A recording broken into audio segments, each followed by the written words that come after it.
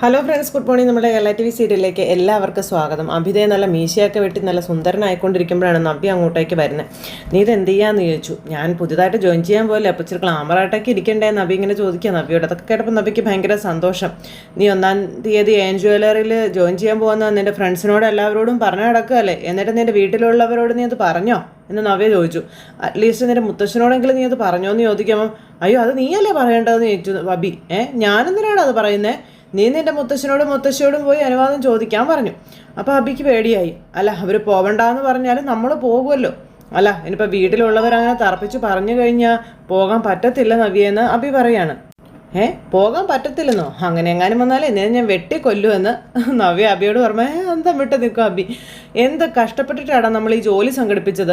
എൻ്റെ ഹസ്ബൻഡ് ആയതുകൊണ്ട് മാത്രമല്ല നിന്നെ ഈ ജോലിക്ക് അവരെടുത്തിരിക്കുന്നത് കൊണ്ട്, നീ അനന്തപുര തറവാട്ടിലെ കൊച്ചുമകനായതുകൊണ്ട് കൂടിയാണെന്ന് നീ ഓർക്കണമെന്ന് നവ്യ പറഞ്ഞു കൊടുക്കുക. മൂർത്തി ജ്വല്ലറിയും നീയും തമ്മിലുള്ള ക്ലാഷേ അവർക്കറിയാവുന്നത് കൊണ്ടാണെന്നും പറഞ്ഞു. അല്ല, ആരും അറിയാതെ ഞാൻ പോയി ജോയിൻ ചെയ്താലോ എന്ന് ചോദിക്കുമ്പോൾ കൊള്ളാം എടാ, AN ജ്വല്ലറി ഗംഭീര ഇനോഗ്രേഷനാണ് വെച്ചിരിക്കുന്നത്. അപ്പോൾ പിന്നെ എല്ലാവരും അറിയില്ലേ, അതെന്തായാലും പത്രത്തിലും TV-യിലും ഒക്കെ വരും. അപ്പോൾ മാനേജറായ നിന്നെ ഇവിടെയുള്ളവർ കാണാതിരിക്കുമോ എന്ന് ചോദിക്കുമ്പം അല്ല, ആ സമയത്ത് നീ വിളിച്ചതുകൊണ്ട് ചടങ്ങിന് പങ്കെടുത്തതാണെന്ന് പറഞ്ഞാൽ പോരെ എന്നൊക്കെ അബി ചോദിക്കുമ്പം എന്തിനാണ് അങ്ങനെയുള്ള കള്ളങ്ങളൊക്കെ പറയുന്നത്? നീ രാവിലെ ഇവിടെ നിന്ന് ഇറങ്ങി വൈകുന്നേരം തിരിച്ചു വരുമ്പോൾ എവിടെ പോയി എന്ന് എല്ലാവരും ചോദിക്കത്തില്ലേന്ന് ചോദിച്ചു. അല്ലെങ്കിൽ തന്നെ മറച്ചു വെച്ചത് ചെയ്യേണ്ട കാര്യം എന്താ? അതിൻ്റെ ആവശ്യം എന്താ ഉള്ളത്? അല്ല, നീ ആരെയാടാ ഈ ഭയക്കുന്നേ? സ്വന്തം ജ്വല്ലറിയിൽ ഒരു സ്റ്റാഫായിട്ട് പോലും ഇരിക്കാൻ നിന്നെ സമ്മതിച്ചില്ലല്ലോ. ഇപ്പം MD ആയവനെ നിന്നെ ഇറക്കി വിടുകയല്ലേ ചെയ്തത്. എന്താ അതൊക്കെ നീ മറന്നോ? അങ്ങനെയുള്ളപ്പോൾ തലയെടുപ്പോടെ നിൽക്കുന്ന AN ജ്വല്ലറിയുടെ മാനേജർ ആവുക എന്നുള്ളത് ചെറിയൊരു കാര്യമൊന്നും അല്ല അഭി, നീ അത് മനസ്സിലാക്കാൻ പറഞ്ഞു. അപ്പോൾ എനിക്ക് അമ്മായിയാണ് പേടിയെന്ന് പറയുമ്പോൾ നീ ഒരു അമ്മായിയും പേടിക്കേണ്ട കാര്യമൊന്നുമില്ല. പറഞ്ഞ് മനസ്സിലായോ? ഞാൻ പറയുന്നത് അങ്ങ് കേട്ടാൽ മതി. മൂത്ത അമ്മായിക്ക് മാത്രമല്ല നിൻ്റെ ഇളയ അമ്മായിക്കും നീ മാനേജർ ആകുന്നതിൽ അസൂയൊക്കെ കാണുമെന്നൊക്കെ പറഞ്ഞ്, കാരണം ഇപ്പം അവരുടെ മോനാണല്ലോ മൂർത്തീസ് ജ്വല്ലറിയുടെ MD. അപ്പോൾ അതൊക്കെ കേട്ട് ഇങ്ങനെ നിൽക്കും, ഒന്നും മിണ്ടാതെ അബി. അപ്പോൾ ഇനി നീ AN ജ്വല്ലറിയിൽ പോയിട്ട് വിഷുവിനൊക്കെ AN ജ്വല്ലറി നല്ല പ്രകടനം കാഴ്ചവെച്ചാൽ അതിൻ്റെ കുറച്ചിൽ നിൻ്റെ ഇളയമ്മയുടെ മോന് തന്നെയല്ലേ എന്നൊക്കെ നവ്യ ചോദിക്കണു. എടാ, ഇത് നിനക്ക് കിട്ടിയ ഏറ്റവും നല്ല ചാൻസാണ്. ഇത് നീ തട്ടിത്തെറിപ്പിച്ച് കഴിഞ്ഞാൽ ഇനി നിനക്ക് വേണ്ടിയിട്ടേ ഞാൻ എവിടെയും ബാധിക്കില്ല എന്ന് നവ്യ പറയുമ്പം നവ്യ നീയും കൂടെ എൻ്റെ കൂടെ ഒന്ന് വാ, എന്നിട്ട് ഞാൻ താഴ്മയായിട്ട് സംസാരിക്കുന്ന നേരത്തെ നീ നിൻ്റെ ഭാഗത്തെ ന്യായങ്ങളും കൂടി ഒന്ന് പറയണമെന്ന് പറയുമ്പം ഇത് എന്നതാ ഇത്? അപ്പോൾ പിന്നെ ഇലയ്ക്കും മുള്ളിനും കേടില്ലാത്ത രീതിയിൽ ഇതങ്ങ് പരിഹരിക്കാനും പറ്റുമല്ലോ എന്നൊക്കെ അബി പറയണു. നീയും കൂടെ എൻ്റെ കൂടെ ഒന്ന് വാ ഒന്ന് വന്നേ വാ എന്നും പറഞ്ഞുകൊണ്ട് നവ്യം വിളിച്ചുകൊണ്ട് അബി പോവാം. അപ്പോൾ താഴെ ദേവയാനിയും മുത്തശ്ശനും മുത്തശ്ശിയും ഒക്കെ കൂടെ ഇങ്ങനെ ഇരിക്കുവാണ്. അപ്പോൾ ഈ ആദർശിനെ പറ്റി പറയുകയാണ്. അനിക്ക് ഇനി അവൻ്റെ ഒരു സഹായവും വേണ്ട, അവൻ്റെ ഒരു സഹായവും തേടരുതെന്ന് ഞാൻ അനിയോട് പറഞ്ഞതാണ് എന്നൊക്കെ പറഞ്ഞു. അപ്പോൾ ദേവയാനിക്ക് ഇത് കേട്ടപ്പോൾ സങ്കടം. എങ്കിലും ഏട്ടനും അനിയനും തമ്മിൽ എന്തായാലും കമ്മ്യൂണിക്കേഷൻസും കാര്യങ്ങളും ഉണ്ടാകുമോ എന്നൊക്കെ മുത്തശ്ശേരി എടുത്ത് പറയുന്നത്. അപ്പോൾ മുത്തശ്ശിയാണ് സങ്കടമൊക്കെ അഭിനയിച്ച് ഇങ്ങനെ ഇരിക്കുവാണ്. പിന്നെ ജയനും അജയനും ഒക്കെ കഠിനാധ്വാനം ചെയ്യുന്നുണ്ട്, എന്നിട്ടും കാര്യങ്ങളൊന്നും ശരിയായ രീതിയിൽ വരുന്നില്ല എന്ന് മുത്തശ്ശൻ അവിടെ ഇരുന്ന് പറയുന്നു. ഈ വിഷുവിന് നിരാശയായിരിക്കും ഫലമെന്ന് മുത്തശ്ശൻ പറയാം. സാരമില്ല, അടുത്ത ഓണത്തിന് മേക്കപ്പ് ചെയ്താൽ മതി. ഒരാൾ അങ്ങോട്ട് കയറുമ്പോൾ തന്നെ കമ്പനി മെച്ചപ്പെടുമെന്നുള്ളൊരു വിശ്വാസമൊന്നും എനിക്കില്ല എന്നൊക്കെ ഇരുന്ന് പറയും. അപ്പോഴാണ് നവ്യയും അതുപോലെ അഭിയും കൂടി അങ്ങോട്ടേക്ക് വരുന്നത്. അപ്പോൾ ഇവർ മൂന്നുപേരും സംസാരിക്കുന്നത് കണ്ടു. എല്ലാവരും ഉണ്ടല്ലോ. അന്നേരം അയ്യോ അമ്മായി ഇങ്ങോട്ടൊന്നും പറയണ്ടെന്ന് പറഞ്ഞു അഭി. അപ്പോൾ എന്താടാ പറഞ്ഞാൽ എന്ന് നവ്യ ചോദിക്കട്ടോ. അപ്പോൾ ഇവർ സംസാരിക്കുന്നത് ഇവർ കേട്ടു. എന്താ അവൻ പരിങ്ങി നിൽക്കുന്നതെന്ന് മുത്തശ്ശി അന്നേരം ചോദിച്ചു. അപ്പോഴേക്കും ഒരു രണ്ടുപേരും കൂടി ഇവരുടെ അടുത്തേക്ക് വരുക. അത് എന്ന് പറഞ്ഞ് ഇങ്ങനെ നിൽക്കുന്നു. മുത്തശ്ശ, ഞങ്ങളൊരു കാര്യം പറയാൻ വേണ്ടി മുത്തശ്ശൻ്റെ മുറിയിലോട്ട് പോയിരുന്നെന്നും അപ്പോൾ മുത്തശ്ശനെ അവിടെ കണ്ടില്ല എന്നും നവ്യ പറയുക. അപ്പോൾ ഇപ്പോൾ കണ്ടില്ലേ, ഇനി എന്താ പറയാനുള്ളതെന്ന് വെച്ചാൽ പറയാൻ പറഞ്ഞു. അപ്പോൾ അത് കേട്ടപ്പോൾ അയ്യോ ഒന്നും പറഞ്ഞുകൊണ്ട് അഭി നിൽക്കുക. പേടിയായിട്ട് പാടില്ല. അപ്പോൾ ദേവയാനി ഇങ്ങനെ എഴുന്നേറ്റു. എന്നിട്ട് ഇവനെ തന്നെ നോക്കി ഇങ്ങനെ നിൽക്കുക. അത് പിന്നെ ഇവനെന്തൊക്കെയോ തെറ്റ് ചെയ്തു എന്നും പറഞ്ഞാണ് അനി ഇവനെ ജ്വല്ലറിയിൽ നിന്ന് പുറത്താക്കിയത്. അതിനെ ആദർശനും മുത്തശ്ശനും ഒക്കെ ശരിയും വെച്ചു എന്ന് പറയുമ്പം എന്താ ശരി വെക്കണ്ടേ എന്ന് മുത്തശ്ശൻ നവ്യയോട് ചോദിക്കാം. ഇവൻ ശരി ചെയ്യാത്തത് കൊണ്ടാണ് ഞങ്ങൾ അതിനെ ശരി വെച്ചതെന്ന കാര്യം മുത്തശ്ശൻ പറയുമ്പം ആയിക്കോട്ടെ, അതോടെ ഇവന് പണിയും ഇതൊന്നും ഇല്ലാതായില്ലേ? ആര് പറഞ്ഞു പണി ഇല്ലാണ്ടായെന്ന്? ഇവനിപ്പോൾ വീട്ടുജോലിയൊക്കെ ചെയ്യുന്നില്ലേ എന്ന് മുത്തശ്ശൻ ചോദിക്കുമ്പം അതൊരു സെർവൻറ്റിൻ്റെ പണിയല്ലേ എന്ന് ചോദിച്ചു നവ്യ. അങ്ങനെ ഈ വീട്ടിൻ്റെ സെർവൻറ്റിൻ്റെ പണി ചെയ്യാൻ പോലും ഇവന് യോഗ്യതയില്ല എന്ന് ദേവയാനി അന്നേരം നവ്യയോട് പറഞ്ഞു. അപ്പോഴത്തേക്കും ചേലച്ചി അങ്ങോട്ടേക്ക് വന്നു. അതെ അതമ്മയുടെ തോന്നല. എന്നാൽ എനിക്ക് അങ്ങനെയല്ല, ഇവൻ എനിക്ക് ഭർത്താവാണെന്നും എൻ്റെ കുഞ്ഞിൻ്റെ അച്ഛനാണെന്നും നവ്യ ദേവയാനിയോട് പറയുക കേട്ടോ. അതുകൊണ്ട് കുഞ്ഞിൻ്റെ അച്ഛന് ഞങ്ങൾ എന്ത് സൗജന്യം ചെയ്തു കൊടുക്കണം എന്നാണ് പറയുന്നതെന്ന് മുത്തച്ഛൻ ചോദിക്കുമ്പം മുത്തച്ഛനും ഈ വീട്ടിലുള്ളവരും ഒരു സൗജന്യം ചെയ്തു കൊടുക്കേണ്ട, പക്ഷെ ഇവനൊരു ജോലി കിട്ടിയാൽ പോകുന്നത് തെറ്റുണ്ടോ എന്ന് ചോദിച്ചു. അധ്വാനിച്ച് ജീവിക്കുന്നത് നല്ലതാണെന്നും പക്ഷെ ഇവൻ അതിനോട് വലിയ താല്പര്യമൊന്നും ഇല്ലയെന്നും മുത്തച്ഛൻ നവ്യയോട് അന്നേരം പറഞ്ഞു. പിന്നെ നല്ല ജോലിയും നല്ല ശമ്പളവും കൊടുത്താലും കട്ടതൊന്ന് ജീവിക്കണം എന്ന് ആഗ്രഹിക്കുന്ന ചിലരുണ്ട്. അതിൽ പെടുന്നവനാണ് ഇവൻ അതേ ചെയ്യുള്ളൂ. അതിലൊന്നും ഇവൻ മാറ്റം വരുത്തില്ല. വസുന്ധരെ, തനിക്കറിയാവോ, ഇവിടെ രാജകുടുംബവുമായി ബന്ധമുള്ള ഒരു തറവാടുണ്ട്. നമ്മൾ രാമവർമ്മയുടെ കാര്യമാണ് പറയുന്നത്. അയാൾക്കൊരു കൊച്ചുമോനുണ്ടല്ലോ, ആദിത്യൻ. അത് തന്നെ, ആദിത്യൻ. കേട്ടോ മോളെ, വലിയൊരു തറവാട്ടിലെ പയ്യനാ. ഏക്കർ കണക്കിന് വസ്തുവകകളും കാര്യങ്ങളൊക്കെ ഉണ്ട്. അവൻ്റെ പറമ്പിലെ തേങ്ങ വിറ്റായാലും അവന് ലാവിഷായിട്ട് ജീവിക്കാം. നബിക്കിതൊന്നും അങ്ങോട്ട് ദഹിക്കുന്നില്ല. പിന്നെ പല വക കൃഷി ഉൾപ്പെടെ നല്ല വരുമാനം വേറെയും ഉണ്ട്. പക്ഷേ അവൻ്റെ പണി എന്താണെന്ന് മോക്കറിയാവോ? മാലമോഷണമാണെന്ന് പറയുമ്പോഴത്തേക്കും നിന്നങ്ങ് ഉരുകുക നവ്യായിട്ടോ. കൂട്ടുകാരുമായിട്ട് ബൈക്കിൽ സഞ്ചരിക്കും, പോകുന്ന പോക്കിൽ സ്ത്രീകളുടെ മാല പൊട്ടിക്കും. അതാണ് അവൻ്റെ പ്രധാന ഹോബിയെന്നും പറഞ്ഞ് മുത്തശ്ശൻ അതങ്ങനെ പറയുന്നു. അപ്പോൾ അത് ഒരുതരം മനോരോഗമാണെന്ന് വേണേൽ പറയാം, അല്ലെങ്കിൽ കാരണന്മാർ ചെയ്ത തെറ്റിൻ്റെ ശിക്ഷ എന്നോണം കാലങ്ങളോളം ഇട്ട് വലിപ്പിക്കും ദൈവങ്ങൾ, അതായിരിക്കും. എന്നിട്ട് ആ തലമുറകളെ കണ്ട് കാരണവന്മാർ സങ്കടപ്പെടണം. അതിനു വേണ്ടിയിട്ടാണ് അത്തരം ജന്മങ്ങളെ ദൈവങ്ങൾ സൃഷ്ടിച്ചു വിടുന്നത്. അങ്ങനെ ഒരു ജന്മമാണ് ഇവൻ്റേതുമെന്നും പറഞ്ഞുകൊണ്ട് മുത്തച്ഛൻ ഇങ്ങനെ അബിയെ അവിടെ ഇട്ട് താഴ്ത്തി കെട്ടി ചവിട്ടിയായിരിക്കും. ജലജയ്ക്കും ദഹിക്കുന്നില്ല കേട്ടത് കേട്ടിട്ട്. അല്ലെങ്കിൽ പിന്നെ ഇവളെ ദത്തെടുക്കാൻ ഞങ്ങൾക്ക് തോന്നില്ലായിരുന്നല്ലോ എന്നും മുത്തച്ഛൻ പറയുന്നു. അതുകൊണ്ടാണല്ലോ ഇവനെപ്പോലെ ഒരുത്തനെ ഇപ്പം ഞങ്ങൾക്ക് സഹിക്കേണ്ടി വന്നതെന്നുള്ള കാര്യവും പറയണു. എന്നും പറഞ്ഞ് നിൽക്കുക അബി. അല്ല, അതൊക്കെ അവിടെ നിൽക്കട്ടെ. ഇപ്പം എന്ത് ജോലിയാണ് ഇവന് കിട്ടിയിരിക്കുന്നത് ചോദിക്കുമ്പം അത് പിന്നെ ഞാൻ ഇടയ്ക്ക് സൂചിപ്പിച്ചിരുന്നു. AN ജ്വല്ലറിയിലാണ് ഇവന് ജോലി ശരിയാക്കി കൊടുത്തിരിക്കുന്നതെന്ന്. അപ്പോൾ മുത്തശ്ശനും ചിരിച്ചു. അപ്പോൾ എൻ്റെ റെക്കമെൻഡേഷൻ ആണെന്ന് നവ്യ പറയൂ കേട്ടോ. അപ്പോൾ ഏത് പോസ്റ്റിലാണ് ചോദിക്കുമ്പം മാനേജറായിട്ടാ, പുതിയ ബ്രാഞ്ചിൽ. എന്ന് പറഞ്ഞ മുത്തശ്ശൻ ഇവനിങ്ങനെ നോക്കുവാണേ. അപ്പോൾ ദേവയാനി ഇങ്ങനെ നോക്കുന്നു. AN ജ്വല്ലറിയുടെ പുതിയ ബ്രാഞ്ചിൻ്റെ മാനേജർ. നിനക്കതിനുള്ള എന്ത് യോഗ്യതയാടാ ഉള്ളത് എന്ന് മുത്തശ്ശന് നേരെ അഭിയോട് ചോദിക്കുക. ജലജി അതൊക്കെ കേട്ട് കലി വന്നിട്ട് നിൽക്കുക. അപ്പോൾ എനിക്ക് അവരുടെ മോഡലാകാനുള്ള എന്തെങ്കിലും യോഗ്യത ഉണ്ടായിരുന്നോ? പക്ഷെ മോഡലായപ്പോൾ ഞാൻ വിജയിച്ചില്ലേ എന്ന് നവ്യ മുത്തച്ഛനോട് ചോദിക്കാം. ഇപ്പോൾ അവരുടെ വളർച്ചയ്ക്ക് പിന്നിലെ ഞാനും ഒരു കാരണമാണെന്ന് നവ്യ ഇങ്ങനെ പറയണു. പിന്നെ അതുകൊണ്ടാണ് ഞാനൊരാവശ്യം പറഞ്ഞപ്പോൾ AN ജ്വല്ലറിയുടെ MD ഡേവിഡ് സാറ് എനിക്കൊപ്പം നിന്നതെന്നൊക്കെ പറഞ്ഞ് നവ്യ ഇങ്ങനെ തട്ടിവിടുമ്പം മൂർത്തി ജ്വല്ലറിയുടെ എതിരാളികളാണ് AN ജ്വല്ലറി എന്നും അവരുടെ മോഡലാണ് നീയെന്നും നീ നിൻ്റെ ഇഷ്ടത്തിന് പോയിക്കോ, പക്ഷേ ഇവൻ ഒരിക്കലും ആ കമ്പനിയുടെ മാനേജറാകാൻ പാടില്ല എന്ന് ദേവയാനി പറയുമ്പോൾ അയ്യോ എന്നും പറഞ്ഞ് അബി ഇങ്ങനെ നിൽക്കുന്നു. അന്നേരം അല്ലെങ്കിൽ തന്നെ നമ്മുടെ ജ്വല്ലറിയെ തകർക്കാൻ നിൽക്കുന്നവർക്കൊപ്പം ഇവരെന്തിനാ കൂടുന്നതെന്ന് മുത്തശ്ശി ചോദിച്ചു. ഇവിടുത്തെ രഹസ്യങ്ങളെല്ലാം ചോർത്തി കൊടുക്കാനാണോ എന്നൊക്കെ ചോദിക്കുന്ന മുത്തശ്ശിയുടെ വാക്കുകൾ കേട്ടപ്പോൾ ഫുഫ് എന്ന് പറഞ്ഞ് നിൽക്കുക നവ്യ. ജലജയ്ക്ക് എന്നും പറഞ്ഞു കലി.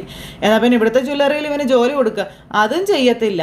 പിന്നെ ഇവൻ ആരെങ്കിലും ജോലി ഓഫർ ചെയ്യുമ്പോൾ അത് സ്വീകരിക്കാനും പാടില്ല. ഇത് എവിടുത്തെ ഒരു ന്യായമാണ് എന്നും ചോദിച്ചുകൊണ്ട് നവ്യ ഇങ്ങനെ നിൽക്കുന്നു. മുത്തശ്ശൻ ഇങ്ങനെ താടിയും വിരുമ്മിക്കൊണ്ടിരിക്കാം. ഇവൻ AN ജ്വല്ലറിയിലേക്ക് പോകാൻ പാടില്ലെന്ന് പറഞ്ഞാൽ പാടില്ല, അത്ര തന്നെയെന്ന് ദേവയാനി കട്ടായം പറഞ്ഞു. എൻ്റെ മാന്യത കൊണ്ടാണ് ഞാൻ ഇവിടെയുള്ളവരോട് അനുവാദം ചോദിച്ചതെന്ന് നവ്യ. ന്യായമായ കാര്യങ്ങൾക്ക് കൂടെ നിന്നില്ലെങ്കിൽ ഉറപ്പായിട്ടും ഞങ്ങൾക്ക് ഈ വീട്ടിലുള്ളവരുടെയൊക്കെ വാക്ക് ധിഖരിക്കേണ്ടി വരുമെന്ന് നവ്യ ദേവയാനിയെ വെല്ലുവിളിക്കുന്നു. ഇതൊക്കെ കേട്ട മുത്തശ്ശൻ്റെ ഇരിക്കുക കലി കയറി. അപ്പം ഞങ്ങൾക്കും ജീവിക്കണം. ഇനിയിപ്പോൾ AN ജ്വല്ലറിയിൽ ഇവൻ പോകുന്നതിൻ്റെ പേരിൽ ഞങ്ങൾക്ക് ഈ വീട് വിട്ട് പുറത്ത് പോകേണ്ടി വരുന്നുണ്ടെങ്കിൽ അതിനും ഞങ്ങൾക്ക് മടിയില്ല എന്നും പറയുകയാണ് നവ്യ. അല്ല, നവ്യ പറയുന്നതിലും കാര്യമുണ്ട് കേട്ടോ എന്ന് മുത്തശ്ശൻ പറഞ്ഞു. നമ്മുടെ ജ്വല്ലറിയിൽ നിന്നും ഇവനെ പുറത്താക്കിയില്ലേ വസുന്ധരെ, അതുകൊണ്ട് നമ്മുടെ രഹസ്യങ്ങൾ ഇവൻ എന്തായാലും AN ജ്വല്ലറിക്ക് ചോർത്തി കൊടുക്കാൻ പോകുന്നില്ല. പിന്നെ എന്തായാലും ജോലിയില്ലാത്ത ഇവന് മറ്റൊരു ജോലി കിട്ടുകയാണെങ്കിൽ ഇവൻ പൊക്കോട്ടെ എന്ന് മുത്തശ്ശൻ പറഞ്ഞു. അത് കേട്ട് കഴിഞ്ഞപ്പോഴത്തേക്കും നവ്യ ചിരിച്ചു. അതിപ്പോൾ ശത്രുവിൻ്റെ അടുത്താണെങ്കിലും കുഴപ്പമൊന്നുമില്ല എന്ന് മുത്തശ്ശൻ പറയാം. പക്ഷേ ഇവൻ എന്ത് കണ്ടിട്ടാണ് അവർ മാനേജറാക്കിയതെന്നാണ് ഞാൻ ആലോചിക്കുന്നതെന്ന കാര്യം മുത്തശ്ശൻ പറയണം. ആ പോസ്റ്റിലേക്കാണ് ഇവന് നിയമനമെന്ന് നവ്യ അന്നേരം പറഞ്ഞു. അപ്പം ഞങ്ങളുടെ ജോലി എളുപ്പമായേക്കും അല്ലേ എന്ന് മുത്തശ്ശൻ ചോദിക്കാം. വിഷുവിന് AN ജ്വല്ലറി സെയിൽസ് കൂടുതൽ ചെയ്താലും മിക്കവാറും അതിൽ നിന്ന് പെട്ടെന്ന് താഴോട്ട് വന്നോളൂ അല്ലേ എന്ന് മുത്തശ്ശൻ ചോദിക്കാം കേട്ടോ. കള്ളനാണെന്നുള്ള ഇതിൽ. ഇനിയിപ്പോൾ ഇതിൻ്റെ പേരിൽ തർക്കവും അല്ലെങ്കിൽ വഴക്കും കാര്യങ്ങളൊന്നും വേണ്ട. ദേവയാനി ഇവൻ പൊക്കോട്ടെ എന്ന് മുത്തശ്ശൻ. ദേവയാനിക്ക് അന്നേരത്തേക്കും ദേഷ്യം വരാൻ തുടങ്ങി. പിന്നെ അവർ നിന്നെ ഉത്തരവാദിത്തപ്പെട്ട ഒരു കസേരയിൽ ഇരുത്തുമ്പം അതിൻ്റെ മാന്യത നീ കാട്ടണമെന്നും കിട്ടുന്ന ശമ്പളത്തിനോട് കൂറ് പുലർത്തണമെന്നും പറഞ്ഞു. ഞാൻ 100% സത്യസന്ധമായിട്ടേ ജീവിക്കത്തുള്ളൂ മുത്തശ്ശ എന്ന് പറയുമ്പം കള്ളന്മാരാണ് കൂടുതൽ സത്യവിടുന്നതും ഏത്തവിടുന്നതും ഒക്കെ എന്ന കാര്യം മുത്തശ്ശൻ അന്നേരം അവിടെ വെച്ച് പറഞ്ഞു. ഇതൊക്കെ നവ്യയ്ക്കൊരു കൊള്ളലാകട്ടോ. അപ്പം നവ്യേ, നിന്റെ ആ ആവശ്യം അംഗീകരിക്കുകയാണെന്ന് മുത്തശ്ശൻ അങ്ങ് പറഞ്ഞു. നീ പറഞ്ഞതിലൊക്കെ ന്യായമുള്ളത് കൊണ്ട് ഇവൻ പൊക്കോട്ടെ എന്ന് മുത്തശ്ശൻ പറഞ്ഞു. അയ്യോ, നവിക്ക് ഭയങ്കര സന്തോഷമായിട്ടോ. എപ്പോഴാണ് നീ ജോലിയിൽ ജോയിൻ ചെയ്യുന്നത്? അപ്പോൾ 1-ാം തീയതിയാണ് മുത്തശ്ശ. ശരി, 1-ാം തീയതി മുതൽ നീ പൊയ്ക്കോളാൻ പറഞ്ഞു മുത്തശ്ശൻ. അപ്പം നന്ദിയുണ്ട് മുത്തശ്ശ എന്ന് അവി പറയുമ്പോൾ മുത്തശ്ശൻ ചിരിച്ചു. നന്ദികേട് കാണിക്കാതിരുന്നാൽ മതി എന്ന് മുത്തശ്ശൻ എന്നിട്ട് പറയുകയും ചെയ്തു. ഇവൻ എന്നിട്ട് അവിടുന്ന് വേഗം തലി ഉരി പോവാട്ടോ. ഇനി അവിടെ നിന്ന് അടുത്ത പ്രശ്നം ആയാലോ എന്ന് ഓർത്ത്. അപ്പോൾ താങ്ക്സ് മുത്തശ്ശ എന്നും പറഞ്ഞുകൊണ്ട് അവിടെ നിന്ന് നവ്യ അങ്ങ് പോയി. നവ്യ അങ്ങ് പോയി കഴിഞ്ഞപ്പോൾ ദേവയാനി അവനെ ആ ജോലിക്ക് വിടാൻ പാടില്ലായിരുന്നു അച്ഛാ എന്ന് പറയുമ്പം അവൻ പൊയ്ക്കോട്ടെ ദേവയാനി, എന്തിനാണ് വീട്ടുപണിയും ചെയ്ത് അവനിവിടെ നിൽക്കുന്നതെന്ന് ചോദിച്ചു മുത്തശ്ശൻ. അവൻ വളരട്ടെ. അപ്പോൾ ജലജ ഇങ്ങനെ അന്തം വിട്ട് നോക്കി നിൽക്കുക. അപ്പോൾ അവരവൻ്റെ ഭാര്യയ്ക്ക് പിന്നാലെ വലിയൊരു പോസ്റ്റിൽ നിയമിച്ചെങ്കിൽ അതിൻ്റെ പിന്നിൽ മറ്റൊരു ചതിയുണ്ടെന്ന് മുത്തശ്ശൻ ഇങ്ങനെ മനസ്സിൽ പറയുവാണ്. മനസ്സിൽ മുത്തശ്ശനത് കൃത്യമായി കിട്ടിയിട്ടോ. അത് കഴിഞ്ഞ് പിന്നെ കാണിക്കുന്ന ആദർശ് ഇങ്ങനെ അവിടെ ഇരിക്കുമ്പോഴത്തേക്കും നമ്മുടെ നയന ആദർശിനുള്ള കോഫിയായിട്ട് അങ്ങോട്ടേക്ക് വരുമോ. അപ്പോൾ ആദർശേട്ടാ എന്ന് പറഞ്ഞ് കൊണ്ടുവന്ന് ആദർശിന് കൊടുക്കുന്നു.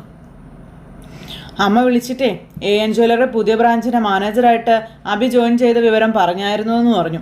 അതിനു മുന്നേ തന്നെ നമ്മളത് അറിഞ്ഞതാണല്ലോ എന്ന് ആദർശ് പറയുക. അവിടെ മുത്തശ്ശൻ്റെ അതേ സംശയം തന്നെയാണ് എനിക്കും ഉള്ളത്. അവൻ ഇത്രയ്ക്ക് പ്രാധാന്യം നൽകി അവിടേക്ക് ക്ഷണിക്കണമെങ്കിൽ അതിനു പിന്നിൽ തക്കതായ എന്തോ കാരണമുണ്ടെന്ന് ആദർശ് പറയുന്നു. കാരണം അവൻ അനന്തപുരിയിലെ അംഗമായത് തന്നെ ആയിരിക്കും എന്നിങ്ങനെ നയന പറയുന്നു. പിന്നെ എൻ്റെ ചേച്ചി എന്തിനാ അവർ ഇത്രയും വലിയ മോഡലൊക്കെ ആക്കിയത്? സത്യം പറഞ്ഞാൽ ആ ചേച്ചിക്ക് വലിയ പരസ്യമല്ലേ അവർ കൊടുത്തോണ്ടിരിക്കുന്നത് ചോദിക്കുമ്പം, എടി ബിസിനസ്സുകാരെ പറ്റി നീ എന്തറിഞ്ഞിട്ട് ഈ സംസാരിക്കുന്നതെന്ന് ആദർശ് എന്തായാലും ചോദിച്ചു.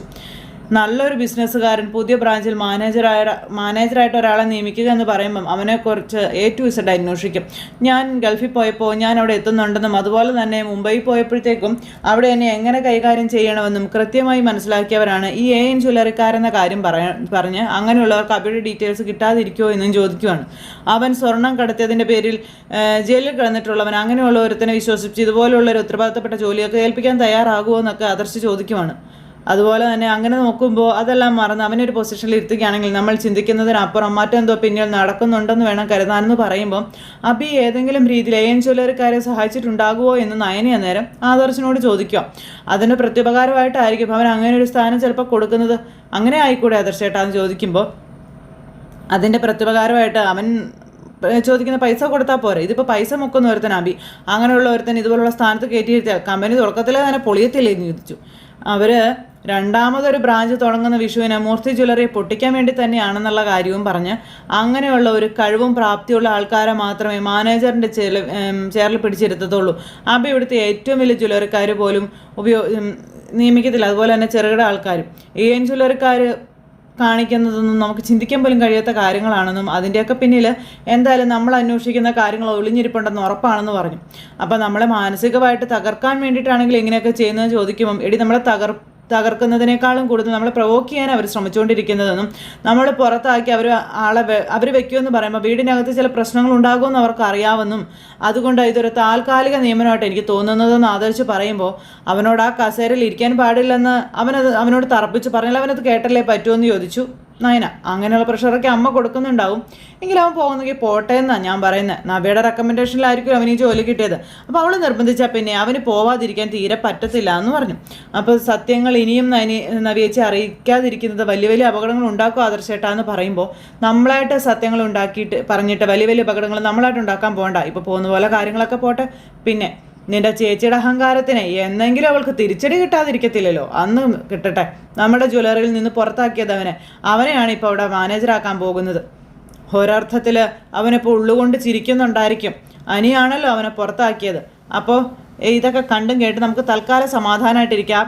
ഒരു പോയിന്റിലെത്തുമ്പോൾ ഇപ്പോൾ നമ്മൾ ഈ ചോദിക്കുന്ന ചോദ്യങ്ങൾക്കെല്ലാം ഒരു പക്ഷെ ഉത്തരം കിട്ടിയേക്കും. ഒരു കാര്യം എന്തായാലും ഉറപ്പാണ്, ഇത് കേവലം ജ്വല്ലറികൾ തമ്മിലുള്ള ഒരു മത്സരമല്ല. അനന്തപുര തറവാടിനോട് കാലങ്ങളായി ദേഷ്യമുള്ള പകയുള്ള ആരോ എവിടെയോ മറിഞ്ഞിരിപ്പുണ്ടെന്നും അയാളുടെ നിയന്ത്രണത്തിലുള്ള യുദ്ധമാണിപ്പോൾ നടക്കുന്നതെന്നും ആദർശ് നയനയോട് പറയുന്നു. അങ്ങനെ സത്യത്തിൻ്റെ അടുക്കൽ വരെ എത്തിക്കഴിഞ്ഞു നമ്മുടെ ആദർശ്. അത് കഴിഞ്ഞ് പിന്നെ കാണിക്കുന്ന കനക ഗോവിന്ദേട്ടന് ചായ കൊണ്ടേ കൊടുക്കുക. അപ്പോൾ നമ്മുടെ ഗോവിന്ദേട്ടൻ കനകയോട് വരുന്ന 1-ാം തീയതി അബി അവിടെ ജോയിൻ ചെയ്യുന്ന കാര്യം പറയുവാണ്. അപ്പോൾ AN ജ്വല്ലറിയിൽ പുതിയ മാനേജറായിട്ട് അവൻ കയറുകയാണെന്നുള്ള കാര്യം ഗോവിന്ദേട്ടൻ പറയുവാണ്. അവനെക്കുറിച്ച് തിരക്കിക്കഴിഞ്ഞാൽ നല്ലതൊന്നും അവർക്ക് കിട്ടില്ല. പിന്നെ എങ്ങനെയാ അവൻ ഇതുപോലൊരു പോസ്റ്റിലെത്തിയതെന്നാണ് ഞാൻ ആലോചിക്കുന്നതെന്ന് ഗോവിന്ദേട്ടൻ പറയുമ്പോൾ അതിൻ്റെ പിന്നിൽ നമ്മുടെ മോള് തന്നെയായിരിക്കും ഗോവിന്ദേട്ടാ. അവളിപ്പോൾ അവിടുത്തെ വലിയ മോഡലല്ലേ, അപ്പോൾ പിന്നെ ഇവളിതൊക്കെ ചെയ്യുമല്ലോ. അവൾ മോഡലായതിനു ശേഷം നല്ല രീതിയിലാണ് കമ്പനി പോയിക്കൊണ്ടിരിക്കുന്നതെന്നും അതിൻ്റെ നന്ദി പിന്നെ അവർ കാണിക്കാതിരിക്കുമോ എന്നൊക്കെ ചോദിക്കുമ്പം അങ്ങനെ വരാൻ തന്നെയാണ് സാധ്യതയുള്ളതെന്ന് ഗോവിന്ദേട്ടനും പറഞ്ഞു. ഇതെനിക്ക് സഹിക്കാൻ പറ്റുന്നില്ല ഗോവിന്ദേട്ടാ, ഇതിനെന്തെങ്കിലും ഒന്ന് ചെയ്യണം. മൂർത്തി ജ്വല്ലറി ഇപ്പോൾ വല്ലാത്തൊരവസ്ഥയിലാണ് മുന്നോട്ട് പോയിക്കൊണ്ടിരിക്കുന്നത്. അതിന് ആദർശമോനും മാത്രമല്ല, ആദർശനും മുത്തശ്ശനും ഒക്കെ നല്ല വിഷമത്തിൽ തന്നെയാണ്. അത് കാരണമല്ലേ മുത്തശ്ശനും കൊച്ചുമോനും തമ്മിൽ തെറ്റിയത് പോലും. എന്നിട്ട് നവ്യ AN ജ്വല്ലറിയുടെ മോഡലായപ്പോൾ അതിനെ തടയാനോ നമുക്ക് പറ്റിയില്ലല്ലോ എന്നൊക്കെ പറഞ്ഞ് ഇങ്ങനെ പറയുക കനക. നമ്മൾ വേണ്ട എന്ന് പറഞ്ഞിട്ട് പോലും അവൾ കേട്ടില്ലല്ലോ എന്നും. എന്നിട്ട് ആ കുടുംബം കുളം തോണ്ടിക്കൊണ്ടിരിക്കുന്നവൻ ഇനി മൂർത്തി ജ്വല്ലറിയുടെ ശത്രുക്കളുടെ ശമ്പളക്കാരനാവണ്ടെന്നൊക്കെ പറയുമ്പം അതുകൊണ്ട് നീ എന്നാ ചെയ്യാൻ പോകുന്ന ചോദിച്ചു. അവനെ വിളിച്ചിട്ട് നമുക്ക് പറയാനുള്ളതൊന്ന് പറയണമെന്ന് പറഞ്ഞു. അത് അവൻ അനുസരിക്കണമെന്നും കനക പറയുക. അനുസരിച്ചില്ലെങ്കിൽ അവൻ്റെ ജീവിതം അതോടെ തീർന്നു എന്ന് കൂട്ടിക്കുമെന്നും കനക പറഞ്ഞപ്പം അവനെ വിളിച്ച് കാര്യങ്ങൾ പറയുന്നത് നല്ലതൊക്കെ തന്നെയാണ്. പക്ഷെ അവിടെ ഒരു കുഴപ്പം എന്താണെന്ന് വെച്ചാൽ മൂർത്തി സാർ അവനോട് ജോലിക്ക് പോയിക്കൊള്ളാൻ പറഞ്ഞെന്നാണ് നവ്യ പറഞ്ഞതെന്ന് പറഞ്ഞു. അപ്പോൾ മൂർത്തി സാർ അങ്ങനെയൊക്കെ പറയും, എന്നാലും അദ്ദേഹം ആദർശമോനോട് എന്തുകൊണ്ടാണ് ഇങ്ങനൊരു കടുത്ത തീരുമാനം എടുത്തതെന്നൊന്നും എനിക്കറിയില്ല എന്നും, അല്ലാതെ നോക്കുകയാണെന്നുണ്ടെങ്കിൽ നന്മ ഒരുപാടുള്ള കൂട്ടത്തിലല്ലേ എന്നൊക്കെ പറഞ്ഞുകൊണ്ട് അങ്ങനെ ഇരിക്കുന്നു. പിന്നെ നവ്യയും അഭിയും ജോലിക്ക് പോയില്ലെങ്കിൽ പോലും അവർക്ക് ലാവിഷായിട്ട് ജീവിക്കാനുള്ള പൈസ മൂർത്തി സാറ് കൊടുക്കുന്നുണ്ടല്ലോ. ഇപ്പോൾ കൊടുത്തുകൊണ്ടുമല്ലേ ഇരിക്കുന്നത്. അതെല്ലാം വാങ്ങിച്ചെടുത്തിട്ടാ ഇപ്പം ഈ നന്ദികേട് അവൻ കാണിക്കുന്നതെന്നുള്ള കാര്യവും പറഞ്ഞ് എല്ലാത്തിനും ഒരു പരിധിയില്ലേ ഗോവിന്ദേട്ടാന്നൊക്കെ ചോദിക്കാം. നയനമോള് തന്നെ ആദർശമോൻ പുറത്തു പോയപ്പോൾ വിഷമം സഹിക്ക വയ്യാതെ നവ്യയോട് സത്യങ്ങളൊക്കെ പറയാൻ പോയതല്ലേ. ആ സമയത്ത് അത് തടഞ്ഞത് ആദർശിൻ്റെ അച്ഛനാണെന്ന കാര്യവും പറഞ്ഞു. അങ്ങനെ അവരെല്ലാവരും നമ്മുടെ മക്കളോട് നല്ല രീതിയിൽ ഇടപെടുമ്പോൾ നമ്മളും അതേ രീതിയിൽ തന്നെ അവരോട് നന്ദി കാണിക്കണ്ടേ, അതാണല്ലോ മര്യാദ എന്നൊക്കെ കനക പറയുകയും ചെയ്തു. ഞാൻ എന്തായാലും അവനെ വിളിച്ചു പറയാനുള്ളതെല്ലാം പറയാൻ പോവാ ഗോവിന്ദേട്ടാ. ഇപ്പം അവനെല്ലാം നമ്മുടെ മോളുടെ തലയിൽ കെട്ടിവെച്ചിരിക്കുകയാണെന്ന കാര്യം ഗോവിന്ദേട്ടൻ അന്നേരം പറഞ്ഞു. നവ്യ നിർബന്ധിക്കുമ്പോൾ എങ്ങനെ പോകാതിരിക്കും എന്നൊക്കെ ആയിരിക്കും അവൻ ചോദിക്കാൻ പോകുന്നതും പറയാൻ പോകുന്നതും. നവ്യ മുൻനിർത്തിയാണ് മൂർത്തി സാറിനെ കൊണ്ട് പോലും അവൻ കാര്യങ്ങളെല്ലാം നേടിയെടുത്തതെന്ന കാര്യവും പറഞ്ഞു. അങ്ങനെ അതെല്ലാം പറഞ്ഞു ഗോവിന്ദേട്ടൻ ഇങ്ങനെ ഇരിക്കുന്ന ഈ ഒരു സമയത്ത് അവൻ കുറുക്കനാണെന്ന് നമ്മുടെ മോൾക്കറിയില്ല, പക്ഷേ നമുക്കതറിയാമല്ലോ ഗോവിന്ദേട്ടാ. ഓരോ സമയത്ത് നമ്മുടെ മോളും അവനെ അറിഞ്ഞത് തന്നെ ആയിരുന്നില്ലേ. അന്ന് ആദർശമോനോടായിരുന്നു അവൾക്ക് ബഹുമാനവും സ്നേഹവും ഒക്കെ. പക്ഷേ ഇപ്പം ചന്തമോളുടെ അച്ഛൻ ആദർശല്ല അവളുടെ കണ്ണിൽ. അതുകൊണ്ടാണ് പിന്നെ ഗോവിന്ദേട്ടാ അതൊക്കെ തിരുത്താനുള്ളൊരു സമയമായെന്ന് തോന്നുന്നതെന്ന് കനക പറയുമ്പം നീ എന്താ പറഞ്ഞു വരുന്നതെന്ന് ചോദിച്ചു. അതൊക്കെ ഉണ്ടെന്നും പറഞ്ഞ് കനക അകത്തേക്ക് കയറിപ്പോയി. പിന്നെ കാണിക്കുന്ന അബി കേട്ടോ. അബി ഇങ്ങനെ ഇരിക്കുമ്പം അബിയുടെ ഫോണിലേക്ക് കനകയുടെ കോള് വരും. അപ്പോഴത്തേക്കും ജലജ അങ്ങോട്ടേക്ക് കയറി വന്നു. ആരാടാ വിളിക്കുന്നതെന്ന് ചോദിച്ചു. ഓ എൻ്റെ അമ്മായിയമ്മയാണ് വിളിക്കുന്നത്, ഇനിയിപ്പോൾ ഞാൻ AN ജ്വല്ലറിയിൽ പോകുന്ന കാര്യം അറിഞ്ഞിട്ട് വിളിക്കുന്നതായിരിക്കും എന്നും പറഞ്ഞിട്ട് ഇവൻ ഫോൺ അങ്ങ് എടുത്തു. ഹലോ അമ്മേ എന്നും പറഞ്ഞ് എടുത്തപ്പോഴത്തേക്കും ഞാൻ അങ്ങോട്ട് പറയുന്നത് മാത്രം നീ അങ്ങോട്ട് കേട്ടാൽ മതി എന്ന് കനക ദേഷ്യത്തോടെ അബിയോട് പറയുന്നു. നീ എന്താ AN ജ്വല്ലറിയുടെ മാനേജറാകാൻ പോവാണോ എന്ന് ചോദിച്ചു. അങ്ങനെ ഒരു ഓഫർ കിട്ടി എന്ന് പറയുമ്പോൾ താഴ്ന്നതായിട്ട് നിൽക്കുക. അപ്പം നവ്യാണ് എനിക്ക് ജോലി തരപ്പെടുത്തി തന്നതെന്നൊക്കെ പറഞ്ഞിവനിങ്ങനെ സംസാരിക്കുമ്പം ആര് തരപ്പെടുത്തി തന്നാലും ശരി നിന്നോട് പോകരുതെന്ന് പറഞ്ഞാൽ നീ പോകരുത് എന്ന് കനക. അമ്മ മുത്തശ്ശനൊക്കെ സമ്മതിച്ചിട്ടുണ്ട്, എന്നോട് പൊക്കോളാനാണ് പറയുന്നതെന്നും പറഞ്ഞു. അപ്പോഴത്തേക്ക് നവ്യ പറന്നു വന്നു ഈ സംസാരം കേട്ടുകൊണ്ട്. അപ്പോൾ ഇത് നല്ലൊരു ചാൻസാണ്, നല്ല ശമ്പളവും കിട്ടുമെന്നൊക്കെ അബി പറയൂ കേട്ടോ. അന്നേരം എടാ അബി എനിക്കതൊന്നും കേൾക്കണ്ട, നീ നിൻ്റെ അമ്മയൊക്കെ പണത്തിന് വേണ്ടി മാത്രം ജീവിക്കുന്നവരാണെന്നും പിന്നെ എന്നാലേ ആ വീട്ടിലെ മറ്റു പലരും അങ്ങനെയല്ല എന്നും ഒക്കെ കനക ഇങ്ങനെ പറയട്ടെ. നവ്യ ഇതൊക്കെ കേട്ട് അന്തം വിട്ട് ഇങ്ങനെ നിൽക്കുക. ഇനി നീ ആ ജ്വല്ലറിയിൽ ജോലിക്ക് കയറിയ അത് നിന്റെ അവസാനത്തെ കേരളമായിരിക്കും എന്ന് കനക അബിയെ പറഞ്ഞ് പേടിപ്പിക്കുന്നു. അപ്പം നവ്യ ഇതൊക്കെ ശ്രദ്ധിക്കുക കേട്ടോ. നിന്നെ റെക്കമെൻഡ് ചെയ്തവൾ തന്നെ നിന്റെ ജോലി തീർപ്പിക്കുകയും ചെയ്യുമെന്ന് പറയുമ്പോഴത്തേക്കും നവ്യ തട്ടിപ്പറിച്ച് അങ്ങ് വാങ്ങിച്ചു. ഹലോ ഞാൻ നവ്യ എന്നും പറഞ്ഞ് നവ്യേ ഞാൻ അവനോട് മര്യാദയുടെ ഭാഷയിൽ പറഞ്ഞിട്ടുണ്ട്, മൂർത്തി ജ്വല്ലറിയുടെ എതിരാളികളെ വെച്ച് നീട്ടുന്ന ജോലി അവൻ സ്വീകരിക്കരുതെന്ന്. അപ്പം നവ്യ ഇങ്ങനെ കലി കയറി ഇങ്ങനെ നിൽക്കും കേട്ടോ. എൻ്റെ വാക്ക് അവൻ കേൾക്കാതിരുന്നല്ല, അത് അവൻ്റെ നാശത്തിനാണെന്ന് പറയുമ്പോൾ മൂർത്തി ജ്വല്ലറിയുടെ രക്ഷാധികാരിയായ അവയുടെ മുത്തശ്ശനില്ലാത്ത ദണ്ണമാണല്ലോ അമ്മയ്ക്കെന്ന് നവ്യ അന്നേരം പറഞ്ഞു. അന്നേരം അതേടി ആ ദണ്ണം തന്നെ എനിക്ക്, ആ കുടുംബത്തെയും അവരുടെ ബിസിനസ്സിനെയും ആരും തകർക്കാൻ പാടില്ലെന്ന് എനിക്ക് നിർബന്ധം ഉണ്ടടിയെന്നും പറഞ്ഞുകൊണ്ട് കനക ദേഷ്യപ്പെടുവാണ്. അതിനുവേണ്ടി ആര് ശ്രമിച്ചാലും അത് എനിക്കും നിൻ്റെ അച്ഛനും സഹിക്കാൻ പറ്റുന്ന കാര്യമല്ലെന്നും പറഞ്ഞുകൊണ്ട് നവ്യയുടെയും വായ അടപ്പിച്ചുകൊണ്ട് കനക ഇങ്ങനെ സംസാരിക്കുമ്പോൾ നവ്യ കനകയോട് ഭയങ്കര ചൂടായി സംസാരിക്കുന്ന ഒരു സിറ്റുവേഷൻ കാണിച്ചുകൊണ്ട് ഇന്നത്തെ നമ്മുടെ കഥ അവസാനിച്ചു. അപ്പോൾ എല്ലാവരും കാത്തിരുന്ന് കാണണോട്ടെ. എല്ലാവർക്കും നല്ലൊരു ദിവസം ആശംസിക്കുകയാണേ. എല്ലാവരും തരുന്ന സപ്പോർട്ടിനും സ്നേഹത്തിനും ഒത്തിരി നന്ദി ഹൃദയത്തിൻ്റെ ഭാഷയിൽ അറിയിക്കുന്നു. അടുത്ത സൂപ്പർ ഹിറ്റ് കഥയുമായി കാണുന്നത് വരെ എല്ലാവർക്കും നന്ദി. Bye bye, Tata.